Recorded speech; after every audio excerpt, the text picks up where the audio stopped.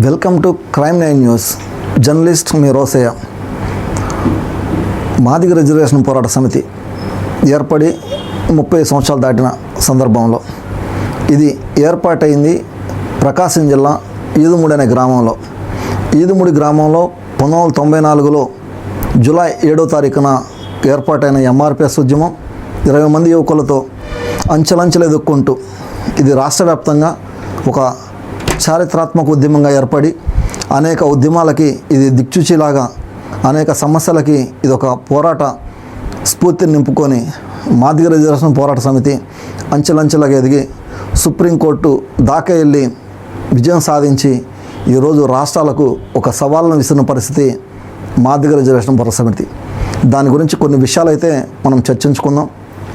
20 మందితో ఏర్పాటైనటువంటి ఈ మాదిగ రిజర్వేషన్ పోరాట సమితిలో ప్రధానంగా ఉన్నటువంటి వ్యక్తి కృష్ణ మాదిగ. అయితే అనేక మంది యువకులు ఎంఆర్పిఎస్ ఆవిర్భావం కాడ నుంచి కూడా ఉన్నటువంటి దండు వీరయ్య కానీ, పిల్లి మాణిక్యరావు కానీ, ఉసిరిపాటి బ్రహ్మయ్య కానీ, కనకారావు కానీ, ఇలాంటి మంది ఎంతోమంది మేధావులు ఎంఆర్పిఎస్ ఉద్యమంలో చేసినటువంటి వాళ్ళు ఒక్కొక్కరుగా బయటికి వెళ్ళిపోయిన, ఒక్కొక్కరుగా బయటికి పంపించబడిన ఈ ఎంఆర్పిఎస్ ఉద్యమం వాళ్ళంతూ వాళ్ళుగా కొంత ఉద్యమాన్ని అస్తిత్వాన్ని కాపాడుకునే విధంగా వాళ్ళ స్టైల్లో వాళ్ళు ఉద్యమాన్ని బలోపేతం చేసుకుంటూ వచ్చిన పరిస్థితుల్లో మందకృష్ణ మాదిగ ఈ 30 సంవత్సరాల్లో ఈ ఉద్యమాన్ని నడిపించుకుంటూ ఈరోజు సుప్రీంకోర్టులో ఒక తీర్పు తీసుకొని మాదిగల ముందుకు వచ్చిన పరిస్థితి.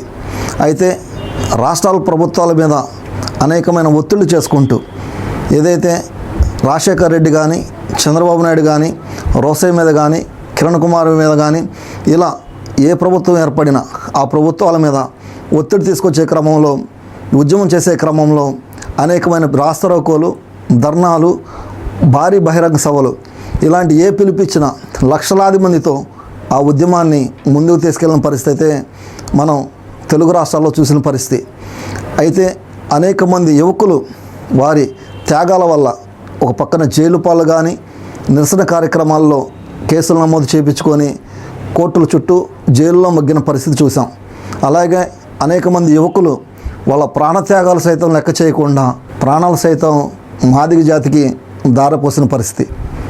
ఇంత జరిగిన అనేక పెద్ద నాయకులుగా ఎదిగినటువంటి మందకృష్ణ మాదిగ కానీ, ఏదైతే ఆవిర్భావం నుంచి మాదిగ జాతిని ముందుకు తీసుకెళ్తున్నాం అని చెప్పుకున్నటువంటి ఇప్పుడున్నటువంటి నాయకులు ఎవరైతే దండు వీరయ్య కానీ, పిల్లి మాణిక్యరావు కానీ, లేదా ఉసిరిపాటి బ్రహ్మయ్య కానీ, పేరుపోగు వెంకటేశ్వర్లు, అలాగే కనకారావు లాంటి వాళ్ళు ఈరోజు అనేకమైన పార్టీల్లో కొన్ని పదవులు తీసుకొని ఇలా ఎంఆర్పిఎస్కి అండదండలుగా ఏ ప్రభుత్వం ఉన్నా వాళ్ళ వాయిస్ని వాళ్ళ స్టైల్లో ప్రభుత్వానికి వినిపించే పరిస్థితి, మాదిగ జాతికి అండగా ఉన్న పరిస్థితి మనం చూస్తూనే ఉన్నాం. అయితే మందకృష్ణ మాదిగ రాష్ట్రంలో మొదలుపెట్టి ఈరోజు కేంద్రంలో ఏ ప్రభుత్వం ఉన్నా ఆ ప్రభుత్వాన్ని కలిసి దీని మీద ఒక నివేదికనిచ్చి వాళ్ళ ద్వారా వర్గీకరణకు మద్దతుగా తీసుకొచ్చే పరిస్థితి అయితే చూసాం. గత కొంతకాలం ముందు చూసినట్లయితే దేశ ప్రధాని ఎవరైతే ఉన్నారో నరేంద్ర మోడీ హైదరాబాదు బహిరంగ సభకు పిలిపించి తన జాతి ఉనికిని చాటే ప్రయత్నంలో ఒక ప్రధానమంత్రిని సైతం కూడా ఒక కుల సంబంధించిన మీటింగ్కి రప్పించడం దేశంలో అనేక మంది కూడా చూసి ఆనందపడిన పరిస్థితి అయితే ఉంది.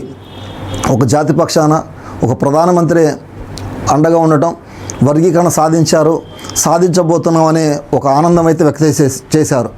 అయితే ఇంత జరిగిన 100 రోజుల్లో వర్గీకరణ చేస్తున్నటువంటి అదే మోడీ ప్రభుత్వంలో 10 సంవత్సరాలైనా కానీ వర్గీకరణకు పరిష్కారం రాకుండా దాన్ని తాత్పర్యం చేసుకుంటూ 30 సంవత్సరాలు ఉద్యమం కొనసాగిస్తూనే ఉన్నారు. అయితే ఇది కేవలం రాజకీయ పార్టీల వల్ల కాకుండా ఉండటం కోసం ఒక వర్గం మీద నెపం వేసే క్రమంలో కేవలం మాల జాతి మాత్రం అడ్డుకుంటుంది, మాలలు అడ్డుకుంటున్నారనేది ఒక దుష్ప్రచారం అయితే తెలుగు రాష్ట్రాలలో బలంగా అనిపించింది.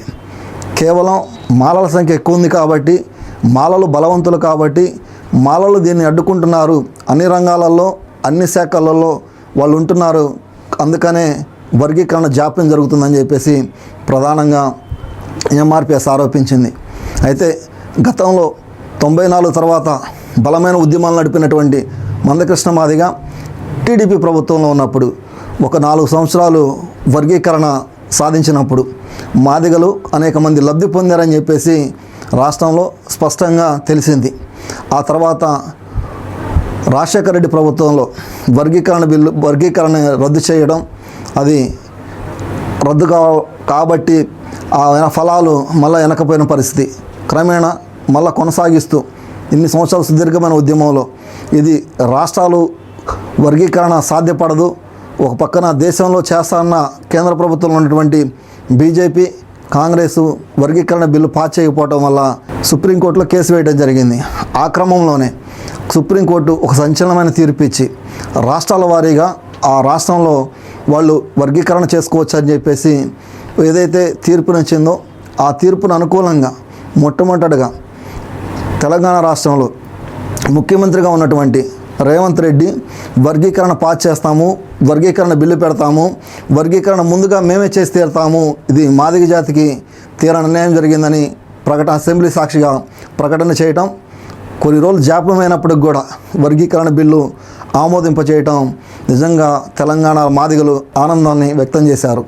అయితే తెలంగాణలో మాదిగలు ఎక్కువ ఉండటం వల్ల ఖచ్చితంగా తలగ్గాల్సిన రాష్ట్ర ప్రభుత్వం తలగ్గిందని అక్కడ ఉన్న మేధావులు దీని మీద చర్చ చేసుకుంటున్నారు. అయితే ఆంధ్రప్రదేశ్లో మాత్రం ఏదైతే కూటమి ప్రభుత్వం ఉందో బీజేపీ కానీ, జనసేన కానీ, టీడీపీ కానీ ఏదైతే చంద్రబాబు నాయుడు తీసుకున్న నిర్ణయం జిల్లాల వారీగా వర్గీకరణ చేస్తామన్న విషయాన్ని కూడా మందకృష్ణ మాదిగ స్వాగతించడం, మాదిగల్లో కొంత అసహనానికి లోనయ్యారు. ఎవరైతే మాదిగ జాతి 30 సంవత్సరాల ఉద్యమంలో క్రియాశీలకంగా పనిచేసినటువంటి నాయకులు ఉన్నారో దీని మీద తిరుగుబాటు ఎగరేశారు. అయితే కృష్ణ మాదిగ జోన్ల వారీగా కానీ, నియోజకవర్గాల వారీగా, జిల్లాల వారీగా వర్గీకరణ మద్దతు ఇవ్వడం నిజంగా ఇదేదో మాదిగ జాతిని మళ్ళీ వెనక తీసుకెళ్లే పరిస్థితి అవుతుంది. మళ్ళా కోర్టులో కేసు వేసి వర్గీకరణ అడ్డుకునే ప్రయత్నం జరుగుతుందని ప్రధానమైన ఆరోపణలు అయితే చేశారు. అయితే భవిష్యత్తులో మరి రాష్ట్రంలో ఎలాంటి నిర్ణయం తీసుకోబోతుంది? రాష్ట్రంలో కూటమి ప్రభుత్వం వర్గీకరణ సమర్థిస్తూనే వర్గీకరణ జాప్యం చేసుకుంటూ పోయే పరిస్థితి అయితే స్పష్టంగా అర్థమవుతుంది.